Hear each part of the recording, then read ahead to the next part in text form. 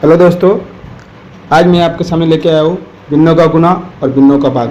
भिन्नों का गुना वैसे तो हमने पहले वाले टॉपिक में कर लिया है। इसमें भिन्नों का गुना का कुछ से सवाल बाकी थे जो हम करेंगे, उसके बाद भिन्नों का भाग करेंगे। जैसे इसका एक सवाल है, सवाल था 2/3 गुना केवल 2, इसके हर में कोई नहीं है। तो ऐसी स्थिति में हमें इस ऊपर वाली संख्या का गुना ऊपर वाली संख्या से करना है। जैसे 2 का गुना 2 से किया, यहाँ आगे 4, ये हो गया 4/3।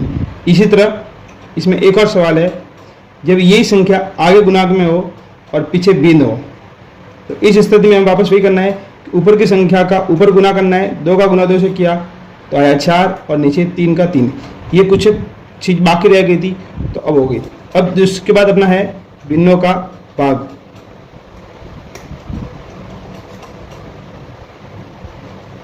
डिवाइड इन फ्रैक्शन,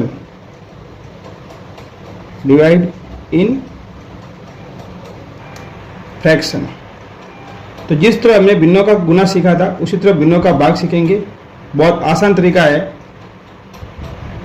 जैसे ही आपके सामने एक सवाल है, 2/3 भाग 3/4 करना है। तो इसमें सबसे पहले आपको क्या करना है कि आगे वाली जो भिन्न है इसको ऐसे कैसे लिखेंगे, 2/3। फिर ये जो भाग का निशान है इस जगह हम करेंगे गुना का निशान, और इस संख्या का जो ये अंश है ये हर की जगह लिखेंगे और हर है वो अंश की जगह लिखेंगे, अर्थात इस संख्या को पलट देंगे। तो 4 तो ऊपर आ जाएंगे, 3 नीचे आ जाएंगे। तो इस प्रकार आप इसका इससे गुना होगा। 4 का 2 से किया तो 8 आ गया, 3 का 3 से किया तो आपके 9 हो गए। ठीक है, इस प्रकार से करना है। अभी एक और सवाल लेते हैं। 5/7 भाग में है 6/8। तो आगे इसमें करेंगे वही संख्या, वापस आगे वाले गुण को ऐसे कैसे लिखना है। फिर भाग का जो निशान है इसको चेंज करना है गुना की निशान में। फिर जो पीछे वाली संख्या थी इसको अपन पलट देंगे, अंश को हर की जगह लिखेंगे, हर को अंश की जगह लिखेंगे और इसका गुना हो जाएगा। अब 5 का गुना 8 से करेंगे तो आपका आ जाएगा 40, और 7 का गुना 6 से करेंगे तो आपका आ जाएगा 42। इसमें एक तीसरे प्रकार का सवाल है जो सबसे अलग रहेगा कि 2/3 भाग 2 लिखा है हमने, ये सिर्फ अकेली संख्या है, इसमें हर भी नहीं है।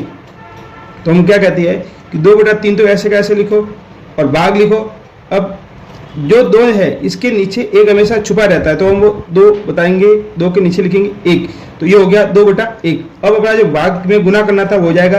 तो 2/3 ये भाग की जगह हमने किया गुना, और इसका जो अंश है वो हर की जगह लिखा जाएगा, हर है वो अंश की जगह लिखा जाएगा। तो आपकी भिन्न बन जाएगी 1/2, 1/2।